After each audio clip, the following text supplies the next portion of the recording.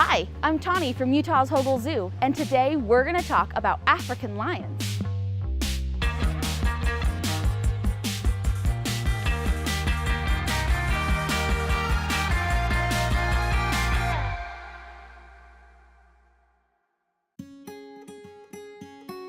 African lions live in Central and Southern Africa. Their favorite habitats are the savannas, bush, and open plains. Even though some people call them the king of the jungle, they don't actually live in jungles or rainforests or deserts. Lions are the second largest species of cat after the Amur tiger. They can be up to 9 feet long from nose to tail tip. Lions can weigh up to 550 pounds, with the males always being larger. Male lions have a mane of hair around their face and down their neck. The mane takes 4 to 5 years to grow. The mane is used to show off to the girls, to show how healthy the males are, and to protect their necks while fighting rival males for control of the pride. Lions hunt in prides. A pride is a group of lions and generally made up of related females, their young, and a single strong male or a group of brothers. The females do most of the hunting. The adult male or males protect the territory and will help bring down larger prey. Lions have teeth specifically adapted to eat meat. They use their large canines to grab their food and small incisors to rip meat from bone.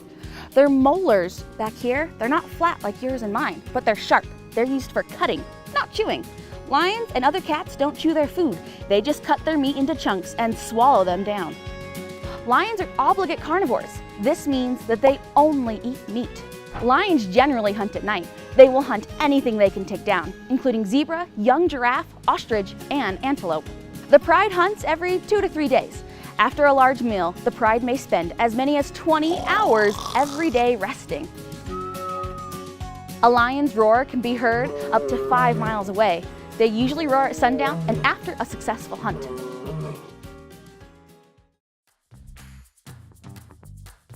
My name is Stephanie, and I'm a lead keeper over the cat area, which includes the Asian Highlands cats and the African lions. Lions only eat meat because they are true carnivores, which means their stomachs cannot process plant material. So they get all the vitamins they need from plants from eating those animals that eat plants. These cats get a whole ground meat diet that's made specifically for cats, so it has all the vitamins that cats specifically need.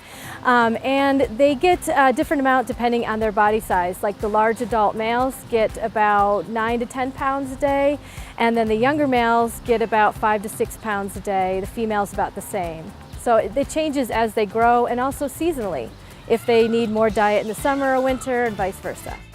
So how we give the animals their food is a lot of times they're brought in first thing in the morning so that we can put their food in a pan and give them their full amount. And we don't share the same space with the lions. They are wild animals, so we don't go in with them. And we also don't use our fingers to feed them. We use food sticks, which are long poles that we put the meat on the end of so that we can keep our fingers, because they are carnivores and we don't want to make any mistakes with that.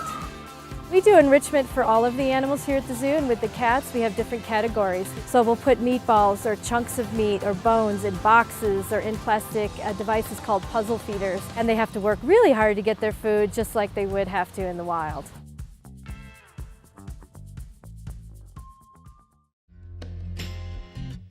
My name is Colleen Begg and I represent the Niassa Carnival project in Niassa Reserve, Mozambique.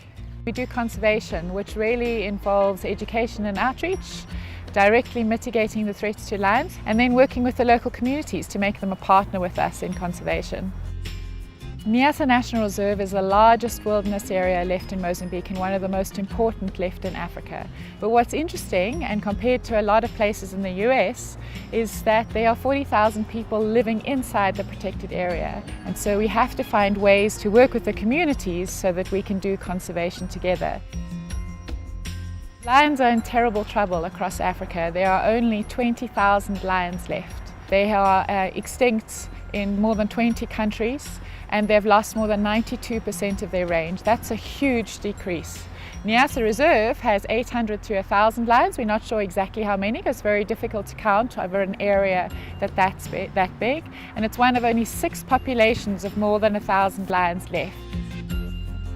I think that some of the consequences of losing these large predators are unknown. It could be very similar to what you've seen in Yellowstone, but certainly these large predators are the thermometer, if you will, of the health of places. And once they start to decline or go extinct, you know that the whole system is under threat.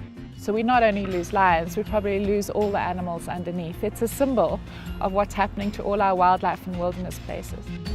We need to build a conservation culture across the world, that people start to take conservation issues seriously and realize that we don't want to be the only species left on Earth. African lions play an important role in their ecosystems, and their population is in decline. What the consequences of this decline will be is unknown, though we can look at other cases to make an educated guess. If we all work together, we can ensure that Africa will always have its top predator and a balanced ecosystem.